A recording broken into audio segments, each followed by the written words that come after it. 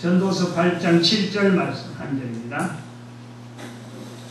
한 절 시작. 사람이 장래일을 알지 못하나니 장래일을 가르칠 자가 누구이랴. 아멘. 네, 감사합니다.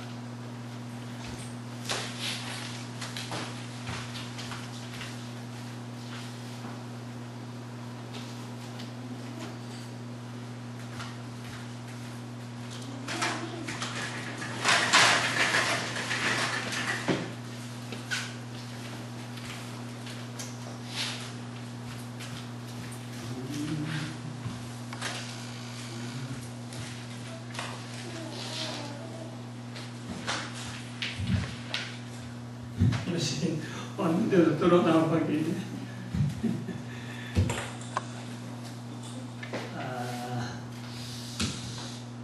오늘은 전도 못하게 하는 문화, 그죠? 문화가 되어진 내용들 19번째인데 그 중에 7번입니다. 7번 이스라엘의 자리. 16가지 있는데 16가지 중에서 7번이죠. 이스라엘의 자리가 있고, 그 다음 오늘은 그 세 번째 현대사회와 이스라엘입니다. 현대사회와 이스라엘. AD 1년, 그 다음에 2012년, 지금 현재 2012년 역사는 계속 진행을 하고 있고, 요 1번이 이 AD 1년 이전으로 요 시대를 했습니다. 2번 교회사와 이스라엘을 AD 1년과 2012년 사이를 했고, 그 다음에 3번 현대사회와 이스라엘.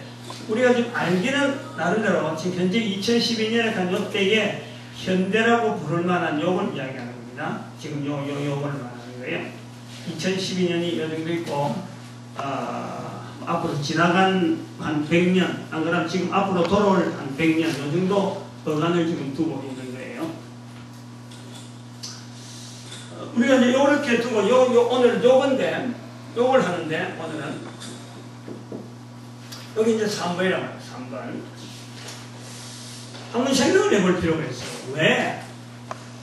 전도를 못하게 하는 문화가 되어진 내용들 중에서 이스라엘 자리를 우리가 찾는데 왜 현대사와 이스라엘이라는 자리를 이것을 요 주제 안에 들어가야 되느냐, 요 범위 안에 우리가 지금 살고 있는 현재 요 내용을 갖고 왜 들어가야 되느냐, 요걸 한번 일단은 점검을 해야 되는 말이죠. 우리가 이유를 찾아보려면 그래요. 이스라엘 자리, 즉 이스라엘 자리 1번 다음에 2번이 있잖아요. 요것도 이유가 있었고 요것도 이유가 있었단 말이죠. 1번이 있었고 2번이 있다. 그러면 3번이라는 것은 현재 여기인데 이것 없이 3번이 있을 수가 없단 말이에요. 그래서 1 더하기 2, 물론 우리가 이제 이 전도를 못하게 한 내용이라고 하는 범위를 두고 1이라고 하고 2를 두는데, 지금 3을 갖고 할 때, 현재를 갖고 이야기할 때 요거 두 개를 제외시키고 우리가 3이 있다, 이렇게 하나만 할 수 없는 거예요. 3이라고 하는 것은 결국에는 안에 결국 2도 있고 1도 있고 저 범위가 있는데, 그 중에 우리가 3이라고 하는 이 좁은 시각을 지금 현재 이 시각을 두고 있는데, 멀리는 고대로부터 내려오는 역사가 있다는 거지. 요 역사 1번이죠. 우리가 이것은 첫 번째 역사의 연속성. 역사의 연속성 때문에 우리가 어쩔 수 없이 이걸 해야 된다. 그 다음 두 번째는 이해 기간, 이해 기간. 요것에서 요 시작될 때, 여기까지인데 시작될 때 요때 잠적했잖아요. 70년. 그런데 이게 이제 여기 끝날 때, 이해 끝날 때 요때에서 이스라엘이 1945년에 다시 나타난 거예요. 잠적했다가 이해 기간에 잠적했다가 나타나기 시작했다. 요 수년의 등장, 즉 이해 기간을 통해서 이스라엘 백성들이 잠적했다가 수면으로 수면 위로 나타났다. 아예 나타나지 않았더라면요, 우리가 이 주제를 갖고 이야기할 만한 아직 계제가 못 됩니다. 아직 계속 이해 기간을 볼 수 있어요. 근데 여기서 수면으로 내려갔다가 수면에 나타나기 때문에 요 기간의 범위를 이라는 구분에 두기 때문에 지금 현재 우리가 요걸 다루고 있다 이 말이에요.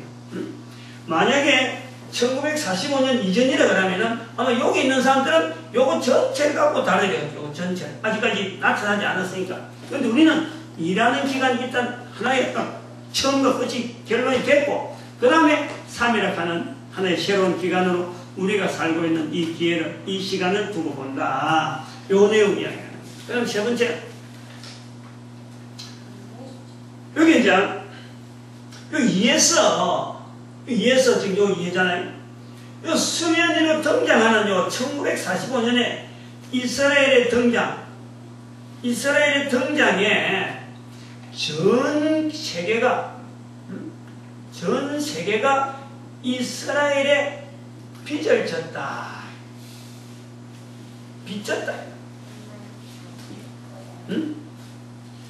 이스라엘이 빚져 있기 때문에 우리가 전도를 못하게 하는 문화의 내용들 중에서 바로 현대사회와 이스라엘이라는 이 분야를 다룰 수밖에 없다. 이거예요.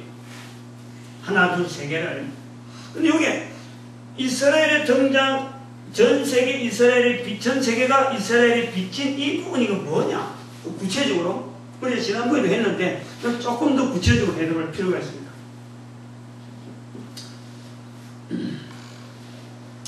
그래서 이거 이해가 안 된다. 이건데, 교회가, 또 우리 교회를 이야기하는, 교회가 1517년의 이 사건을, 어쩌고 보면 절대적인 어떤 연대로 본단 말이에요. 우리 교회 기독교, 특히 개신교에 있어서 1517년을 어느 연대 중에서 요 2라고 하는 요 기간이 있는 요 기간인데,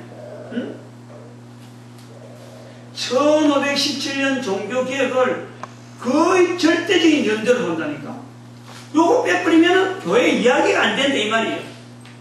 그런데 이 1517년이 되어지는 이 소위 말하는 종교개혁이 있어지는 그 사건을 보면은 이스라엘을 빼버리면 설명이 안 된다. 설명이. 우리가 두 가지를 지난번에 한번 이야기했습니다. 다른 시간에 했어요. 첫 번째는 이거 르네상스라는 인문주의 발달. 그리고 여기서 나오는 어떤 그 문자의 대중화, 여기 중요합니다 이거. 옷이 있다. 근데 요거하고 못지않게 있는 것이 뭐냐면, 요거하고 못지않게 바로 유대인들의 역할이에요. 유대인들의 역할. 정말 하면은 이건 저 뱅크라고 하는 뱅크라고 하는 이 제도를 유대인들에 의해서 만들어지는데, 1517년에 대한 사건을 우리가 자세히 보면은 1517년에 있을 때 로마 교황청에서 돈이 궁해가지고, 여기 중요한 이슈다. 돈이 궁해가지고 로마 교황청을 뭐 정축한다든지 이런 빌미로 돈을 모아야 되는데, 그거 하는데 흥금하는 빌미가 이게 잘못된 내용을 갖고 일반인들한테 했다는 거예요. 여기 나오는 게 돈이라 돈. 그래가지고 이게 결국에 루트한테 딱 걸려가지고는 루트가 아무리 혼자서 한다 해도 이렇게 되는 게 아닙니다. 왜 되었느냐? 루트가 속해 있는 독일의 제후들이에요. 제후들. 다시 말하면 영주들이에요. 단위 뭐 큰 어떤 지역을 맡고 있는 왕들이, 어느 정도 분야 맡고 있는 영주들이, 왕들이 이 독일에 있는 이 루터를 지원하는 거예요. 지원이라는 게 뭐냐면은, 독일 제후에 지원하는 거는 이게 전쟁적인 성격이 있는 게 전쟁적인 성격이 있다니까. 정말 자기가 밑에서 데리고 있는 군사들을 동원시켜서 로마 교황청으로부터 오는 그 여러 가지 압력되어지는 사건들을 중간에 차단해버려요. 그래서 루터를 보호한다. 요 군사를 동원한다는 것은 결국 돈이 들어가 있는 거예요. 루터 가만히 놔두서는요, 루터는 지도세는 모르게 죽은 사람입니다. 근데 주변에서 도왔다는 거예요. 이 도우는 물결들, 정말하면 독일 제후들이 전쟁에 쓰는 자기들의 군사를 활용하는 데 들어가는 돈, 제후들이 돈이랑 이런 것이 아직까지 이게 일반화되지 않는, 뭐 필요는 했죠. 필요는 했는데 굉장히 많이 이걸 활용하고 자기한테 돈이 없을 적에 이걸 돈을 차용하고 하는 이런 은행이라고 하는 제도가 지난번에 저는 그 1096년 요때 벌써부터 이태리 남쪽에 있는 뭐예요? 이름도 잠깐 생각나. 그것부터 벌써부터 이게 제도가 무너졌단 말이에요. 오래전부터 무너졌다. 그것이 발달돼가지고 로마 교황청에서 돈이 필요하다 할 이런 내용이 뭐냐니까, 소위 말하면 요 이태리인데 이태리의 밑에 저 밑에 있던 유대인들의 그 무리들이 지금 여기 1500년대 되면 말이죠, 지중해로 발달되어지는 이 어떤 이 교역, 소위 말하면 이 상거래, 이것보다도 더한 시장이 어디서 나오냐면 요 위에서 나와요. 위에서 북쪽, 유럽 북쪽 쪽에서 네덜란드나 스페인이나 포르투갈 쪽으로는 이 해변가 쪽에서 이게 무역업이 막 발달한다니까. 무역업이. 그러니까 돈이 자연히 어디로 가냐면 이쪽에 있던 돈이 이쪽으로 몰려요. 이쪽으로. 유대인들의 돈이 위쪽으로 올라간단 말이에요. 위쪽으로. 그러니까 교황청에서 돈이 없어진 거예요. 모자란다는 거예요. 그리고 그 돈이 거기다 어디 모이냐면 독일 쪽으로 몰리는 거예요. 네덜란드라든지 그 해변가 쪽으로 독일 쪽에 몰리는 거예요. 독일의 제후들이 힘이 있는 거예요. 힘이. 교황청에서 뭔가 명령이 나와도 막아내는 힘이 있다. 그게 뭐냐? 돈줄이 돈을 구하는 것이 쉬워졌다는 거예요. 전에는 이태리 밑에서 있었는데 이게 돈줄이 위로 북쪽으로, 유럽 북쪽에 큰 돈 잡고 있는 이 거대한 손길들이 있었다. 그런 내용으로 이 독일 제후들의 도움으로 루터가 가능했다. 그리고 또 하나 발달된 또 나오는 것이 농민운동이라는 이 시민운동이 말이야. 시민운동 성격이 벌써부터 종교개혁 시대 때부터 나오는 거예요. 종교개혁 시대 때부터 농민운동, 시민운동이 나온단 말이에요. 그리고 이제 이때에 또 가능한 것이 뭐냐면은 여기 이제 농민운동이 1524년, 요때. 그리고 1520년 때 결정적으로 교황청이 루터에서 멀어질 수밖에 없는 사건이 생기는 거예요.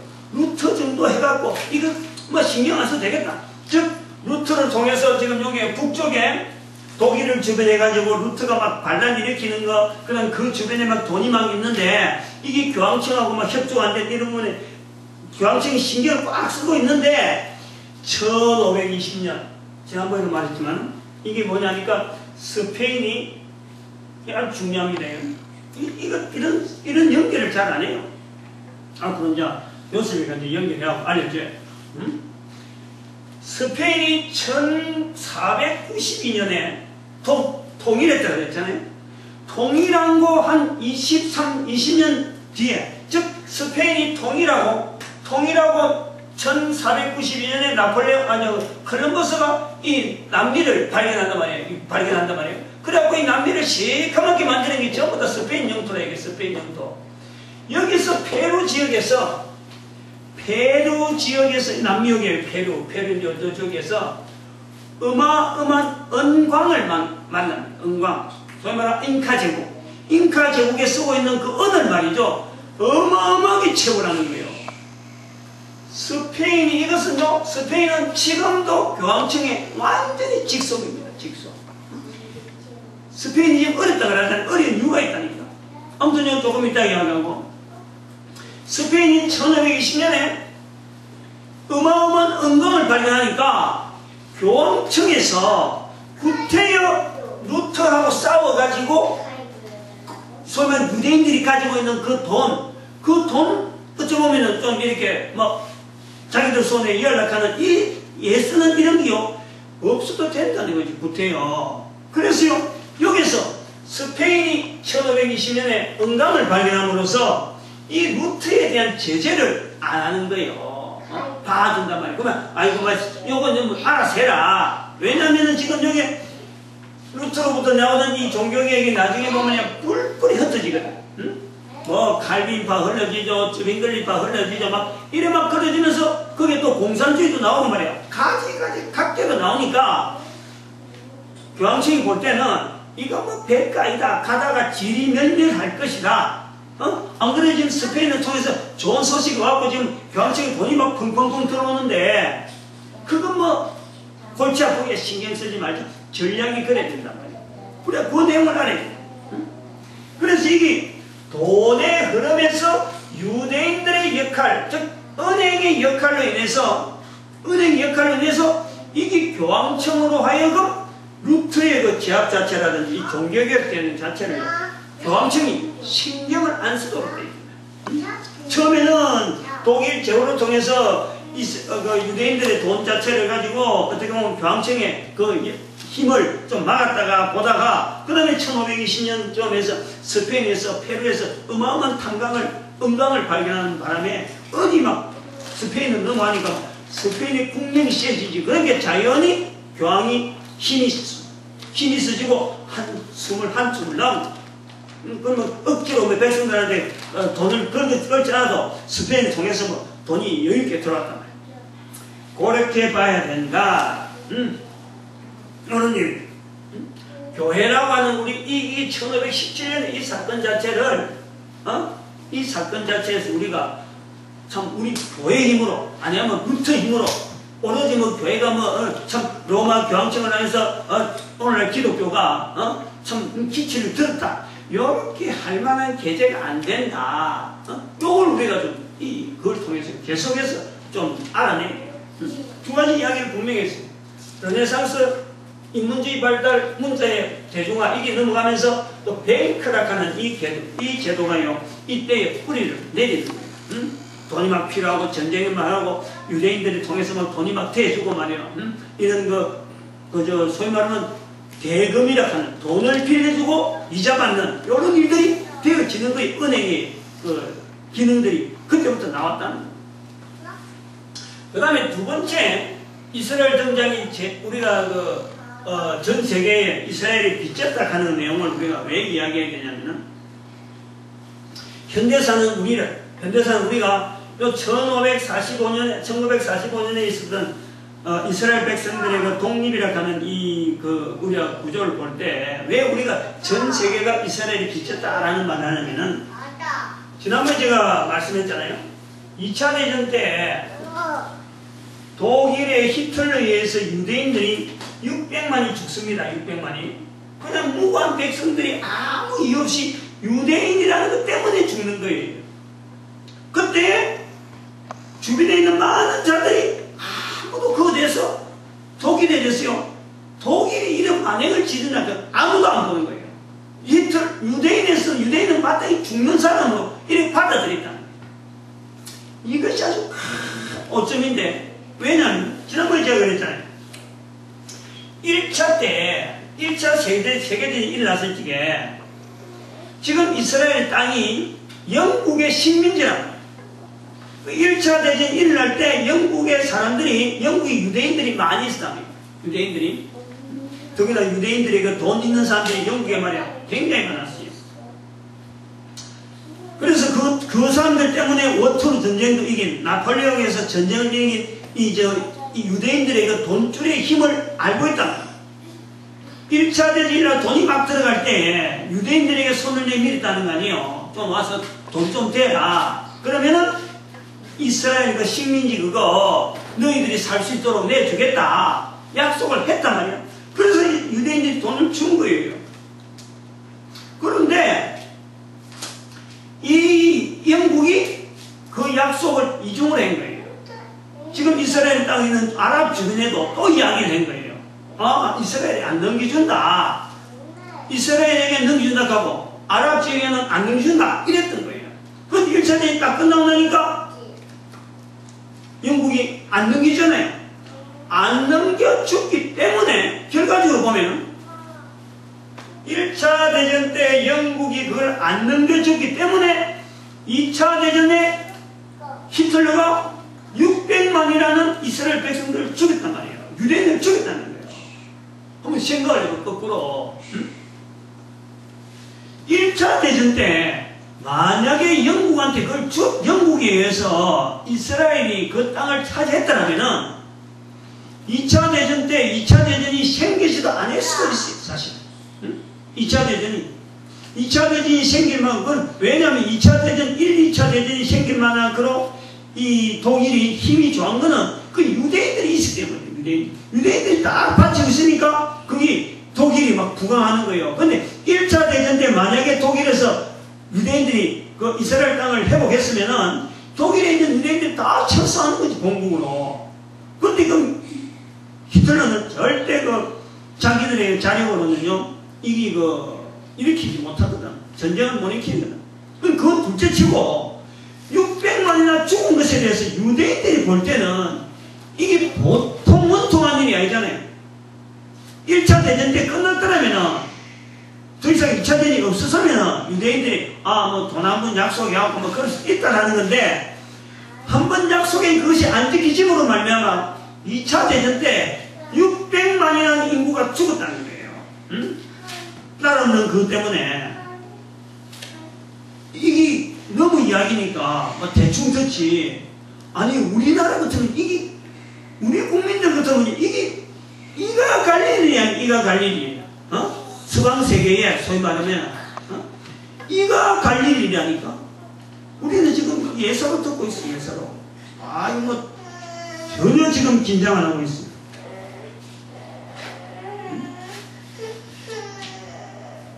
요 내용을 우리가 생각해야 된다.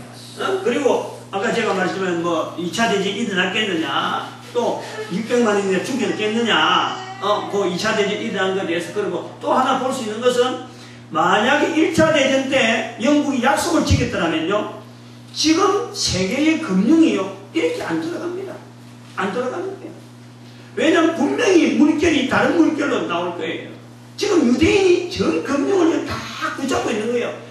이걸요, 풀지를 못하는 거예요. 마음 놓고 풀지를 못하는 거예요. 자기들의 방법대로 자기들의 네트워크 가지고 지금 계속해서 지금 지배를 하고 있단 말이에요.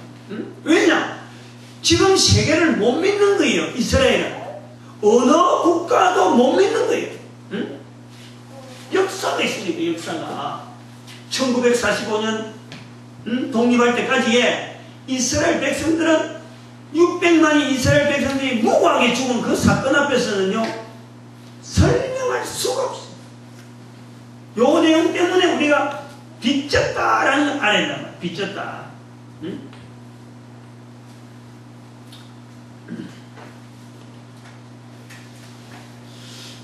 지금 소위 말하는 우리 교회니까, 목사가 이런 말 해도 별로 반응이 없지. 반응 없는 게 당연한데, 근데 이게요, 역사를 좀 아는 것 같으면요, 내가 지금 지어낸 이야기 아니잖아요. 있는 역사를 가지고 요런 내용으로 하나의 시각으로 지금 딱 바라봐가지고 지금 이야기하는 게란 말이에요. 응? 그럼 다른 사람들은 이렇게 말하는 사람이 없다는 거지. 아무도 이렇게 말해주는 사람이 없다는 거예요. 부분적으로 일어난 역사적인 내용은 다 알고는 있어요. 그러나 이 역사적인 사건을 한 통으로 다 엮어서 어느 정도 바라볼 수 있도록 많은 경 만드는 초점 만드는 일은요, 이런 초점 만드는 일이 없다는 거예요. 응? 그래서 그러므로 정리를 하는 거예요. 오늘 좀 정리를 일찍 하고 다른 또 대안을 이야기합니다. 그러므로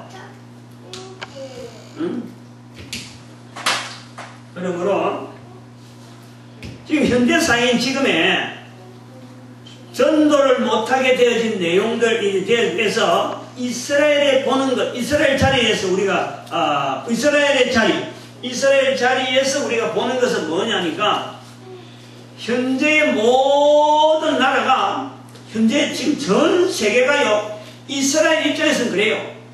우방이 하나도 없다는 말이에요. 우방이 전부 다 경계 상태라는 거예요. 경계 상태. 지금 현재 우리가 그걸 알아요. 괜히 우리 팔레스타인에 참 하얗고 살고 봐봐야 우리가 다 그렇게 저질러 놨다 이 말이에요. 그러므로 이스라엘이 가진 어떤 독특한 국가적인, 이스라엘의 독특한 국가 형태는요, 이게 종교적이잖아요. 지금 볼 때 이제 종교적이라고 이야기 쓰는데, 종교적 국가입니다. 종교적. 이거는 이스라엘은 두 말이 없어요. 하나님을 섬기는 나라로서 자기들이 자존심을 갖고 있는 거예요. 하나님을 섬기는 나라. 그런 이스라엘 나라가 전 세계 사람들 지금 경계를 하고 있다. 이 말이. 전도를 못하게 된 문화가 되어진 내용 중에서 이스라엘 자리는, 이스라엘의 독특한 국가 형태는 종교적인 국가입니다. 철저하게 하나님을 믿으려고 하는, 온 백성들이 하나님을 믿으려고 하는 그거를 위해서 국가가 형성되어 있단 말이에요. 그런데 역사 가운데서 쭉 넘어오는 역사 가운데 이스라엘 자체가 어느 나라에게도 머리를 내밀고 허심탄회하게 이야기할 만한 나라가 없다 이거예요. 어찌 보면 굉장히 외로운 나라입니다. 외로운 나라. 교회는 소위 말하면 교회라고 하는 천주교나 개신교 완전히 등지고 있잖아요. 그 다음에 이슬람이라고 하는 이 이슬람교가 지리적인 환경, 즉 이슬람이 한복판에 딱 있으니까 이 종교적 차이가 있는 거예요. 근데 이건 표면적이에요. 이거 알아야 돼요. 이 종교적 국가로서 이스라엘이 이슬람과 대항하는 식으로 이야기를 하고 있잖아요. 교회에서도 나 이게 참 정말 답답해 정말.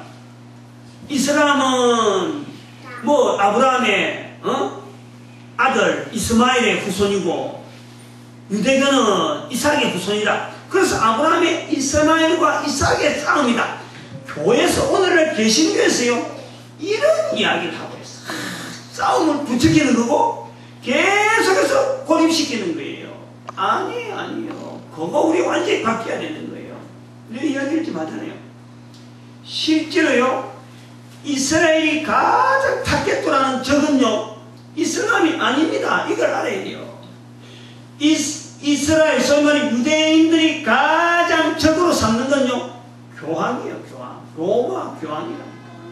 로마 교황. 어찌 보면 로마 교황에서 이어지는 우리 개신교까지를 볼 수 있는데, 다행히 개신교까지 보지 않는 것은 미국이라는 역할이 있답니다. 이 역할 때문에 우리가요 개신교에서, 우리 이스라엘이 보는 그 시각에서 개신교가 많이 그래도 우호적이 되어 있는 거예요. 그런데 로마 교황은 어림도 없습니다. 로마, 지난번에 했잖아. 1916년에 바닥, 이스라엘 자손들을 바닥으로, 국제적인 사회에서 가장 바닥으로 떨어뜨린 사건이 1916년 로마 교황청에서 일으킨 전쟁 때문인 거예요. 그리고 계속해서 아까도 말씀했지만은 1517년대에서 종교개혁이 일어날 때 유대인들이 지금 가지고 있던 은행권들이 저쪽으로 옮겨가는, 로마 교황청이 돈이 없었다 할 때, 그때 왜 돈이 없느냐?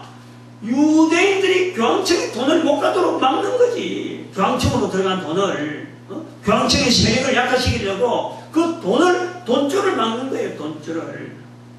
그런데 1520년에 스페인이 터지면서 돈줄이 생기고, 한편 또 우리한테 좋은 거는 개신교가 이렇게 마음대로 교황청으로부터 멀어질 수 있는 사건이 되어지는 거예요. 유대인들의 타겟트가요 이슬람이 아니라는 걸 인식을 해요. 인식을. 오늘 본문에서, 오늘 제가 흐름에서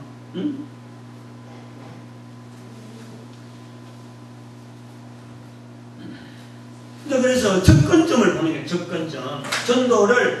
전도를 못하게 하는 문화가 되어진 내용들에서 이스라엘 자리에 어떤 접근점을 본단 말이에요. 접근점. 전도가 가능할 수 있는 접근점을 본다. 이게 내용이 상당히 깁니다.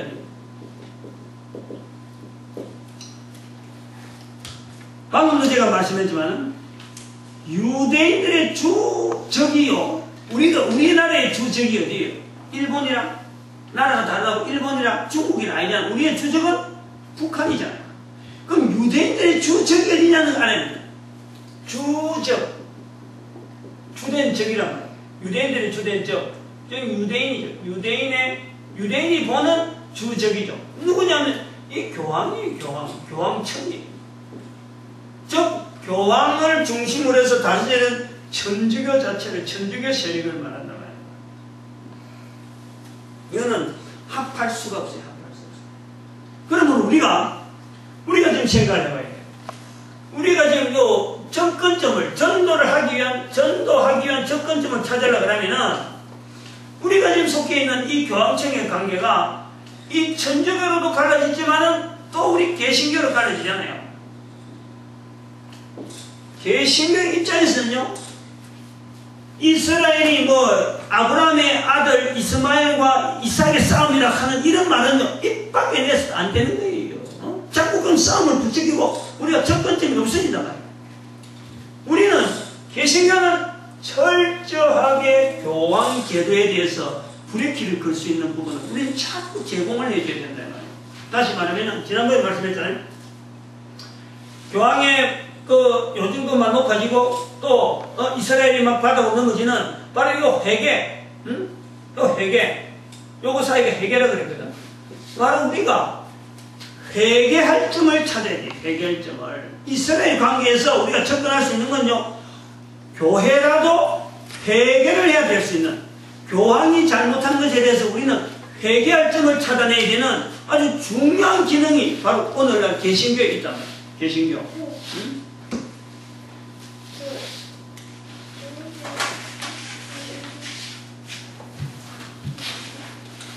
그러고는 한편으로는 우리가 회개로 있지만은 회개도 있는데 또 다른 한편으로는 이 천주교의 영향을 각 국가로 되어 있는 이 천주교 교황의 어떤 세력, 전 세계에 두 가지 상대국이 있습니다. 전 세계에서 가장 역사가 국가적으로 보면은 1945년에 생긴 가장 적은 나라, 그리고 주변에 아무도 동지가 없는 외로운 나라하고 가장 적지만은 가장 큰 분포를 가지고 힘을 가지고 있는 교황, 그 두 개가 지금 대립하고 있다니까. 역사가 지금 현재 지금 2012년 현재 우리가 주어지는 이 환경에서 전도를 못하게 하는 이스라엘이라고 하는 이 자리를 볼 때는 가장 역사적으로 역사가 100년도 안 된 한 50년 정도밖에 되지 않는 이스라엘이라고 하는 이 작은 나라, 아무도 우방이 없는 이 정말 외톨이 같은 외톨이의 작은 나라가 전 세계 분포에 있는 이 천주교와 더불어서 지금 전투를 하고 있는 그 모습을 우리는 남의 눈으로 볼 것이 아니라 바로 내 문제로 내가 해결해야 된다 하는 그 시각으로 보면서 우리가 해야 될 일 하나는 뭐냐니까, 각 국가에 흩어져 있는 이 천주교 무리들을 국가별로 만들어야 돼요. 국가별로. 교회를 없애는 게 아니고 로마 교황 측하고 고리가 끊어지는 정책들을요, 계속해서 우리가 제공해야 된단 말이에요.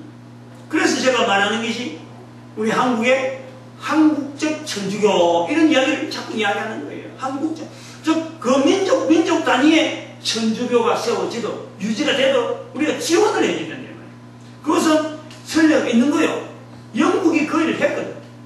종교개혁 할 적에 영국도 교황하고 완전히 무너지면서 성공회라 하는 영국의 국교회가 국교면서도, 형태는 국교면서도 개신교가 아니고 또 천주교가 아닌 성공회라는 독립적인 종교 형태가 있다니, 국가가 그걸 공인하고 있다니, 각 나라마다 말이죠, 이런 것이 있었죠. 그래서 우리가 이런 걸 좀 생각해 봐야 돼요. 지금 그 유럽에 지금 스페인이라는 나라가, 또 스페인은 다른 이야기도 될 수 있지만 한번 생각을 해볼 필요가 있어요. 스페인 나라가 지금 곧 IMF를 신청한다 하고 지금 이야기가 나오고 있어요. 어마어마하게 큰 나라인데. 그러나 제가 볼 때는 스페인은 IMF를 하려고 애를 쓰기보다는 로마 교황측하고 거래를 꺼내요. 그래야 그 국가가 오랫동안 존재할 수 있는 내용이 되는 거예요. 왜냐면은 이 천주교라고 하는 이 국가, 이 교회는요, 이제는 교회라고 하는 어떤 신앙이라고 하는 이것 자체를요, 이걸 내세우는 것이 아니라 국가적인 조직의 행정기구라는 행정기구. 그렇게 발달이 되고 있어요. 이 천주교는 각 나라마다 생기는 돈이 전부 다 교황청으로, 뭐 다라고는 보기 힘들지만 거의 대부분 올라가는 거예요. 교황청으로 들어가는 거예요, 그 돈이.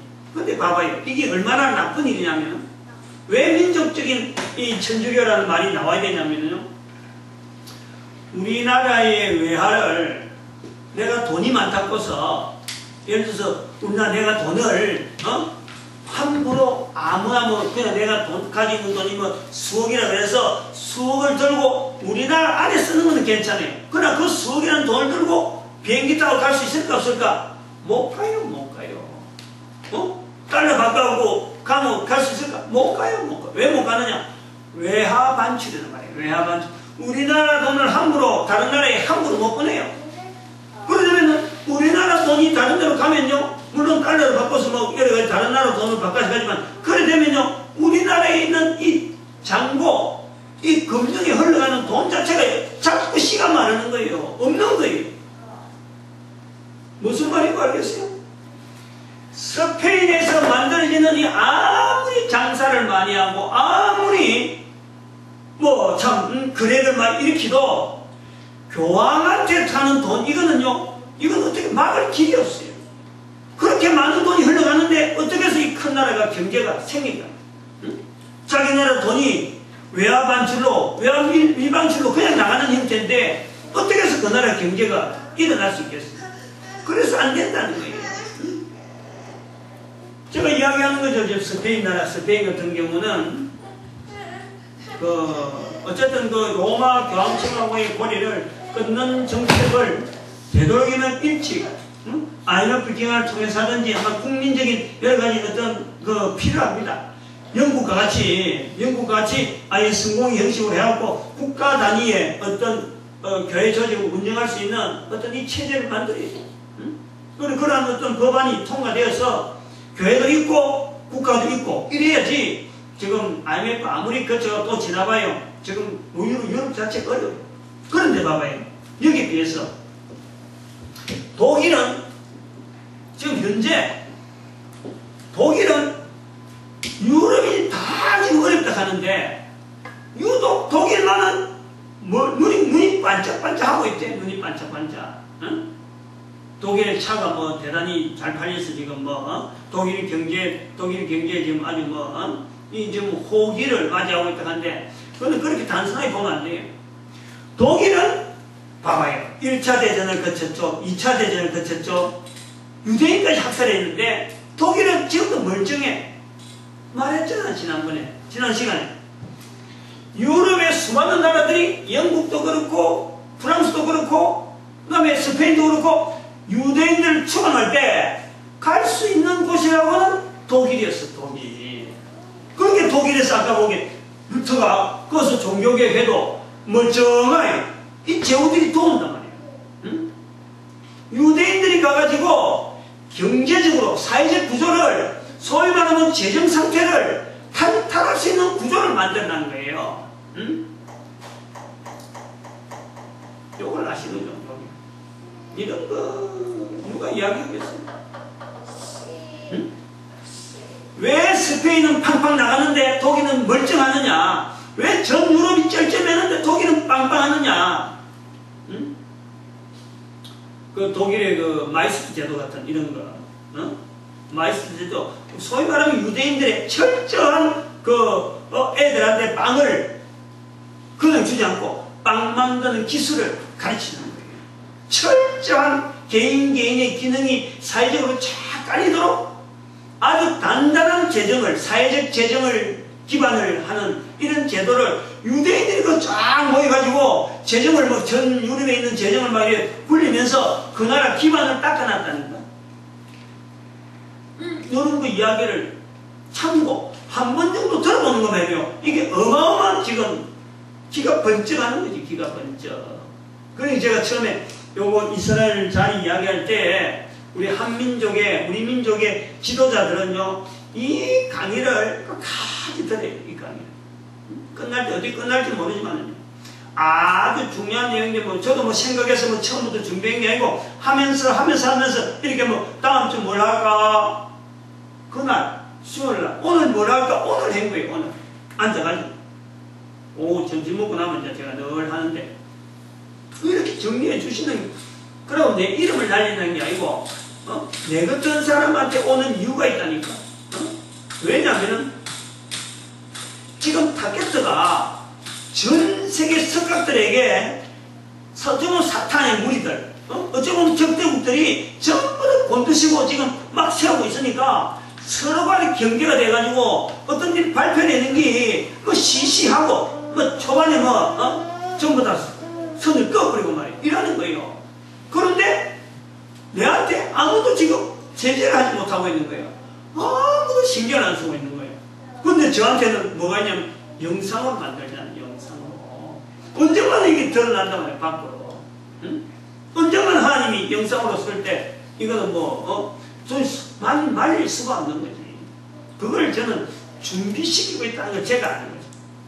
제가 그런 자세로 지금 하고 있어요. 지금 당장에서 누가 날 안 불러주나 이런 하고 있는데 누가 좀 안 하는 이런 게 아니고 언젠가는 이게 세상에 드러나게 될 텐데 그때는 사람들 눈이 번쩍번쩍 할 것이다. 이런 이야기를 해주는 데가 없으니까 이런 이야기 한번 들어봐라 이게.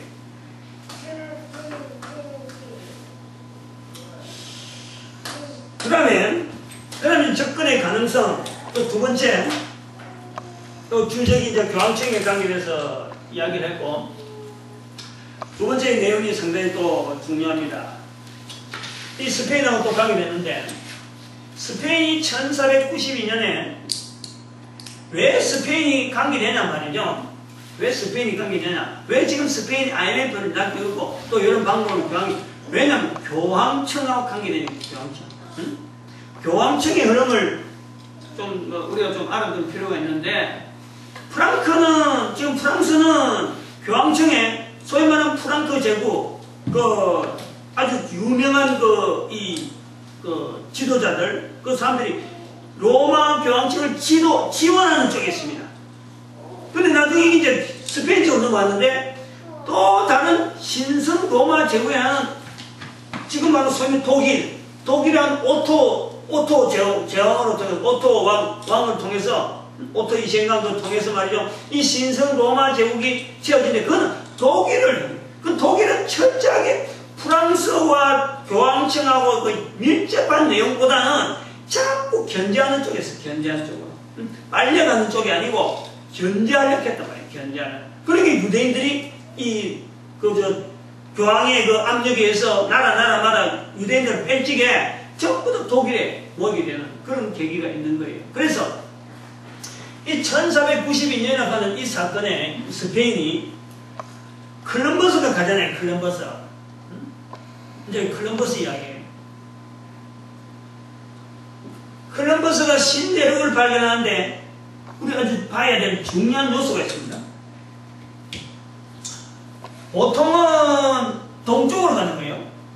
바로 동쪽으로 못 가니까 아프리카를 빙 둘러서 밑으로 해서 동쪽으로 가고 어디로 가냐면 일본이 여기 있다면 일본이. 일본까지 가는 게 바로 지판도라, 지판도. 일본, 자판, 지판도, 스페인으로 지판도라 불렀던가요? 그 지판도라 말이에요.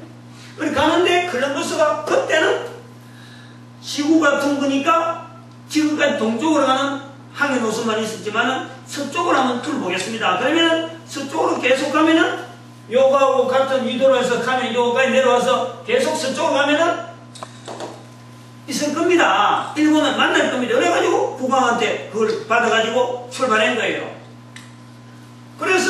밑으로 내려오다가 요 밑으로 좀 내려오다가 이리로 확 턴단 말이죠. 틀어 쭉 가는데 일본이 나올 줄 알았는데 망망대 아무 성이 안 보이는데 일본이 나올 줄 알았는데 바로 요 지점이 나와요. 요 지점. 여기서 내려와고 처음에 여기서 올라가려다가 이게 내려왔단 말이죠. 조금 끄끌하다 위로 끌려가다가 밑으로 내려왔는데 요 스페인이 점령되어지는 이 소위 말하는 콜럼버스로 말미암아 나중에 이제 콜럼버스도 또 한 번 더 가고 또 한 번 더 가고 이래가지고 북쪽으로도 처음에는 남쪽으로 이래 남쪽만 쭉 가다가 나중에는 이제 이 북쪽에 있는 이 멕시코도 들어가게 되는데 그래서 미국의 그 버지니아 주가 멕시코 아니 저쪽에 그 스페인령으로 있다가 나중에 미국이 사들이는 그런 어떤 그 영토가 되어지지만은 여기서 우리가 중요한 걸 본단 말이에요. 1492년에 이 콜럼버스가 발견하는 것이 북쪽에서 올라오다가 아까 그랬지만 이 가다가 사실은 거꾸로 그랬다가 처음에 콜럼버스가 거꾸로 위쪽으로 거꾸로하다가 밑으로 조금 더 내려간 거예요. 위도가 차이가 있는가 싶어서 위쪽으로 꺾었으면 처음부터 버지니아입니다. 처음부터. 그러면은 처음부터 버지니아더라면요 미국은 지금의 미국이 될 수가 없어요. 아주 난장판이 되는 거예요. 난장판. 요때 밑으로 꺾었기 때문에 남미 쪽이 쫙 초토화된 거예요. 스페인에서. 멕시코가 스페인에서 완전히 들어간 거 아니에요. 여기 멕시코 지역. 그리고 이 큰 땅, 소위 말하는 이 큰 대륙의 해변가 쪽은요 전부 다 스페인하고 관계됐어요. 스페인하고 관계돼가지고 지금 좋아진 나라가요 하나도 없다는 거예요. 어느 나라든지 뭐냐 스페인이 가는 곳에는 항상 교황의 영향이 항상 따르는 거예요. 교황의 이름으로 땅을 넓힌다 하는 그 모습은 성교인데 완전히 약탈이지 약탈. 이런 부분에 교황하고 스페인하고 밀접한 관계가 있을 때 여기서 여기 될 때에 콜럼버스 될 때에 두 나라가 제외됐다네. 두 나라가 저 9월 이야기입니다. 첫 번째는 미국. 또 하나 나라는 어디겠어요? 어느 나라를 이야기하려고 하겠어요? 요도가 있다. 두 번째는 한국입니다. 한국. 스페인이 일본은 지판 들어가고도 한국에는 안 들어왔다는 거예요. 응? 뭐 그 별거 있거든 싶으지만은 자세히 보면요. 해변가에 있는 주요한 나라들은 그 당시에 스페인이 전부 다 영향받았어. 스페인이 영향받았고 잘된 나라가 없다니까. 그 중에 유독히 일본이 어쩌면 마치 제외된 같은 어떤 이 나라가 바로 일본인데 일본은 워낙 극동적이고 일본은 우리 한국 때문에 한국 전쟁 때문에 다시 일어난다 볼 수 있죠. 한국에 와서 침략 전쟁해오고 어쩌면 뭐 한국을 약탈하는 머리에 임진왜란이라든지 그 다음에 도요토미 히데요시라든지 이런 어떤 막부한 세력들이 막 형성되어 가지고 자기들이 가지고 있는 힘을 가지고 국력을 신장시켜가고 우리 이조 시대를 자기들이 강탈한 어떤 이런 내용이 있다 보면은 일본만이 어쩌면 유일하지만요. 그러나 일본도 분명히 이야기하지만은 제대로 오래 볼까요? 오래 볼까요?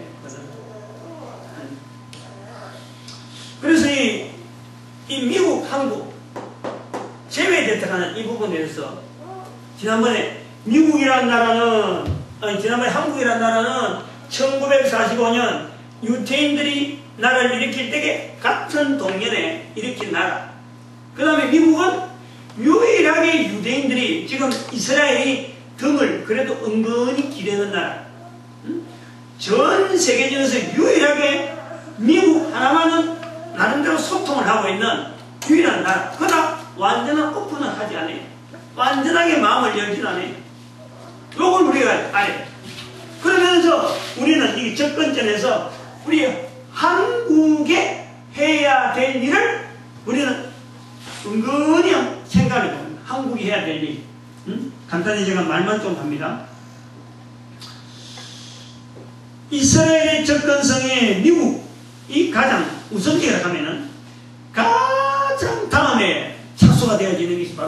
한국이에요. 응? 한국은 이스라엘하고 부딪힌 일이 하나도 없어요. 역사적으로 이 수많은 역사, 여기서 누가 있냐면 이 수많은 역사 가운데요, 한국이 이스라엘하고 부딪힌 일이 없는 거예요. 같은 소수민족이고 역사 연대가 비슷해요. 역사 연대가. 우리가 침략이 아니기 때문에, 우리가 침략을 안 했기 때문에 유대민족하고 부딪힐 일이 역사 속에 하나도 없다. 그 다음에 천주교나 불교를 민족 종교라고 외칠 수 있는 나라는 우리나라밖에 없어요. 또 우리나라 같은 사람들은, 우리 민족은 유대교도 포용하고 이슬람교도 포용하는 전 세계에서 유일한, 어느 민족과 다르게 우리는 종교 전쟁이 없는 거예요. 아주 특이한 거예요. 응? 유대인들은 나라가 얼마 안 되기 때문에 포교라하는 이거 신경 쓸 여력이 없으니까 전 세계 사람들한테 이걸 뭐 내놓고 뭐 말할 만 그게 안 되니까 우리한테까지 안 넘어왔지만은, 우리 민족은 한 봐봐요. 천주교도 좋다, 불교도 좋다, 이슬람교도 좋다, 힌두교도 좋다. 우리는 전부 다 받아들여요. 우리 민족의 특이한 거예요. 우리 민족의 독특성. 그것 자체가 잘못됐다는 게 아니고, 어쩌면 우리 민족은요, 작은 나라면서도 큰 일을 할 수 있는 가능성이 있는 거예요. 가능성.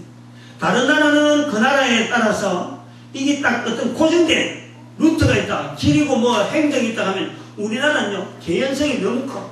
한쪽은 대륙이고 한쪽은 대양이고, 대륙과 대양 속에서 우리의 시각이요, 어마어마하게 발전한다니까. 우리가 지금 이 조그만 나라에도 불구하고 전 세계에 호령하고 있는 이유가 바로 그런 관계예요. 반도라는 이 국가, 이태리도 반도지만은, 그것은 로마 제국이 나왔지만은 지중해 시대가 지나버리잖아요. 이제 태평양 시대잖아. 태평양 시대의 반도 국가는 우리나라밖에 없어요. 아주 독특한 나라. 우리 민족이요, 우리 국민들이 이걸 안 해요. 오래된 역사 가운데 우리 민족에게 베풀어왔던 그 수많은 흔적들, 다시 말해 그걸 우리 한마디로 하나님의 은혜라 하는 것을 찾아내야 돼요. 지금 요 시대에서 이제 한마디 우리가 찾아낼 것은 하나님의 은혜를 찾아야 돼. 우리 민족이. 다시 말하면 대원군이 세국정제 쓴 것도요, 이것이 지금으로 보면은 우리한테는 어마어마하게 좋은, 즉 스페인의 이 점령에서 벗어날 수 있는, 만약에 그때 세국정제 안 썼으면 일본에 왔던 이 스페인의 이 함대가 우리나라도 분명히 옵니다.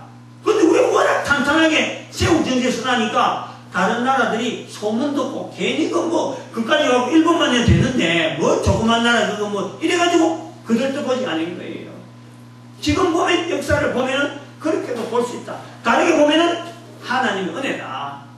여기에서 봐서 전 세계 사람들에게 하나님의 은혜를 통해서 우리가 지금 시대에 이스라엘 민족과 더불어서 해야 될 일, 요것을 말할 수 있는 민족은요, 우리 대한민국이에요. 그래서 이 전도를 못하게 하는 문화가 되어진 영경에서 현대사회 이스라엘에서 우리가 지금 해야 될 내용은, 아까 요 봐봐요. 여기에서는 1번 부분에서는 하나님의 말씀 부분을 찾아야 되고, 2번 부분에서는 회개해야 될 부분을 찾아야 돼요. 이스라엘 때문에 회개해야 될 부분을 찾아야 되고, 3번 부분에서는 하나님의 은혜를 찾아야 될 시대가 바로 이 시대를 이야기하는 거예요. 오늘 여기까지.